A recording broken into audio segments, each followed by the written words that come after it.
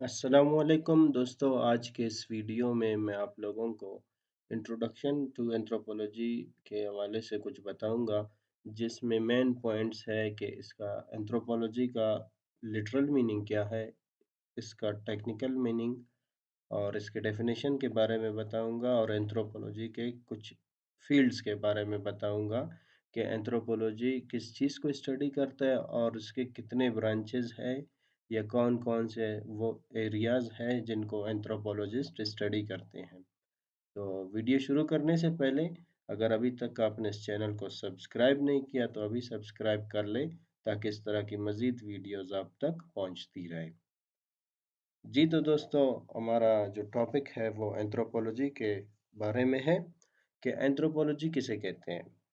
ये जो पिक्चर आपको दिख रहा है यहाँ पे और इसके बारे में मैं आपको लास्ट में बताऊंगा ताकि वीडियो के आप एंड तक रहे हमारे साथ। तो चलते हैं अपनी टॉपिक की तरफ। सबसे पहले हमारे पास है लिटरल मीनिंग कि एंथ्रोपोलॉजी वर्ड का लिटरिंग मीनिंग क्या है। Word anthropology is derived from Greek language. ये एक ग्रीक लैंग्वेज का एक वर्ड है और ग्रीक लैंग्वेज में ये जो प्रोनाउंस होता है वो एंथ्रोपोज एंड लोगस। ये एंथ्रोपोज और लोगस से निकाला हुआ लफ्ज़ है जिसे हम लोग इंग्लिश में एंथ्रोपोलॉजी कहते हैं। फर्स्ट वर्ड एंथ्रोपोज का मतलब होता है मैन, ह्यूमन, इंसान। और लोगस का मतलब है स्टडी ऑफ। जैसे कि आपको पता है कि अभी ये जो इसका हो गया लिटरल मीनिंग इसका क्या बन गया। एंथ्रोपोज मीन्स ह्यूमन और लोगस मीन्स द स्टडी ऑफ। इसका जो टेक्निकल मीनिंग बनता है वो हमारे पास है कि the study of human. Anthropology में अभी आपको पता चल चुका होगा कि एंथ्रोपोलॉजी का मतलब क्या है। तो इसका मतलब है कि स्टडी ऑफ ह्यूमन। एंथ्रोपोलॉजिस्ट जो है स्टडी करते हैं मैन को, इंसान को स्टडी करते हैं। ये था इसका लिटरल मीनिंग और टेक्निकल मीनिंग। उम्मीद करता हूँ ये आपको समझ आ गया होगा। अब बढ़ते हैं नेक्स्ट अपने डेफिनेशंस की तरफ। एंथ्रोपोलॉजी का जो डेफिनेशन है वो हमारे पास है कि anthropology is the holistic and comparative study of human kind and its culture. Anthropology में जो है होलिस्टिकली एक इंडिविजुअल के कल्चर को होलिस्टिकली देखा जाता है।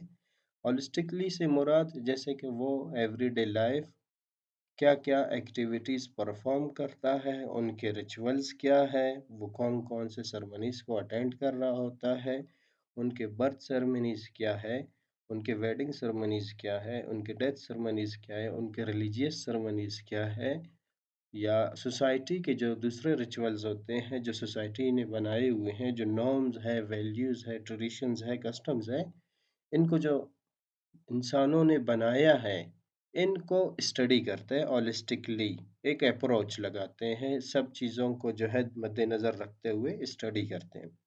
और कंपैरेटिव स्टडी से ये मुराद कि 2-3 चीज़ों का मुवाज़ना करते हैं, जैसे कि एक कहते हैं कि एक इंसान का दूसरे इंसान का जो माइंड है, वो चेंज है। जैसे कि एक भाई का दूसरा भाई का जो मेंटालिटी है वो बिल्कुल चेंज है। हालाँकि जेनेटिक जो अगर देखा जाए तो इनका जो जीन कोड में बहुत से सिमिलरिटीज़ मिलेंगे आपको, पर उनका जो साइकोलॉजिकली जो माइंडसेट है वो बिल्कुल चेंज होता है। इसी तरह ही एंथ्रोपोलॉजिस्ट कंपेयर करता है एक इंसान को दूसरे इंसान के साथ, उनके कैरेक्टरिस्टिक्स को मालूम करता है, उनमें सिमिलरिटीज़ को मालूम करता है, उनमें डिफरेंसेस को मालूम करता है। इसी तरह एक कल्चर को दूसरे कल्चर के साथ कंपेयर करते हैं, एक प्रोडक्ट को दूसरे प्रोडक्ट के साथ कंपेयर करते हैं। ये था इसका डेफिनेशन। जैसे उम्मीद करता हूँ आपको डेफिनेशन समझ आ गया होगा। अभी नेक्स्ट हम चलते हैं एंथ्रोपोलॉजी के फील्ड्स के बारे में। और ये आपको बेसिकली वो जब हम मैनकाइंड पढ़ते हैं या सुनते हैं तो इसका मतलब humanity, people, mortality, civilisation, human race और होमो सेपियंस। जैसे कि ये होमो सेपियंस के बारे में हम पढ़ेंगे डिटेल में। और ये जो मैनकाइंड हम कहते हैं ना, होमो सेपियंस, जो मॉडर्न मैन है, होमो सेपियंस, ये सिर्फ जो है इस मैनकाइंड के सिनोनिम्स है जो आपको यहाँ पे दिख रहे होंगे। बढ़ते हैं नेक्स्ट अपने टॉपिक की तरफ। Fields of anthropology. एंथ्रोपोलॉजी किस किस फील्ड को स्टडी करता है, एक कल्चर को वो कैसे स्टडी करता है एंथ्रोपोलॉजी। तो हमारे पास जो है एंथ्रोपोलॉजी में चार ऐसे सब फील्ड्स है जिनको एंथ्रोपोलॉजी स्टडी करता है। सबसे पहले जो फील्ड ऑफ स्टडी है वो है कल्चरल एंथ्रोपोलॉजी। इसको सोशियो कल्चरल एंथ्रोपोलॉजी भी कहते हैं और सोशल एंथ्रोपोलॉजी भी कहते हैं। यही फील्ड है और ये मेजर फील्ड है। इसमें जो मेन फोकस होता है आपका कल्चर में, कल्चर पे ही होता है कि कल्चर को एक एंथ्रोपोलॉजिस्ट कैसे स्टडी करता है और कल्चर को कंपैरेटिवली और होलिस्टिकली स्टडी कैसे करते हैं। दूसरा आर्कियोलॉजिकल एंथ्रोपोलॉजी। तीसरा जो मेजर फील्ड है वो है बायोलॉजिकल और फिजिकल एंथ्रोपोलॉजी। आप इसे बायोलॉजिकल एंथ्रोपोलॉजी भी कह सकते हैं और फिजिकल एंथ्रोपोलॉजी भी कह सकते हैं। फोर्थ है लिंग्विस्टिक्स, लिंग्विस्टिक एंथ्रोपोलॉजी। ये चार मेजर फील्ड्स हैं एंथ्रोपोलॉजी के जिनको एंथ्रोपोलॉजिस्ट स्टडी कर रहे होते हैं। आपको ये पिक्चर देख रहा होगा कि एंथ्रोपोलॉजी के एम्ब्रेला में archaeology, cultural anthropology, biological anthropology और लिंग्विस्टिक एंथ्रोपोलॉजी, ये इसके मेन जो है सब फील्ड्स हैं, सब ब्रांचेस आप इसे कह सकते हो। और इसके नीचे आपको नज़र आ रहा होगा अप्लाइड एंथ्रोपोलॉजी। जो एंथ्रोपोलॉजिकल नॉलेज होता है, एंथ्रोपोलॉजिकल जो नॉलेज होता है आप इसे फील्ड वर्क में अप्लाई करते हो, यानी कि आपके पास जो आप जब रिसर्च कर रहे होते हो किसी एक मखसूस लोकेशन पे या एरिया में या सोसाइटी में, अपने नॉलेज को यूज़ करते हो, यूटिलाइज करते हो, वो आपको कहलाता है अप्लाइड एंथ्रोपोलॉजी। इसको मैं आपको एक और एग्जांपल से समझाता हूँ। जैसे कि हम लोग यूनिवर्सिटीज़ में, कॉलेजेस में, स्कूलों में पढ़ते हैं, उसको उस स्टडी को हम लोग कहते हैं एकेडमिक स्टडी। जैसे कि आपको हर सब्जेक्ट के 2 एरियाज़ मिलेंगे।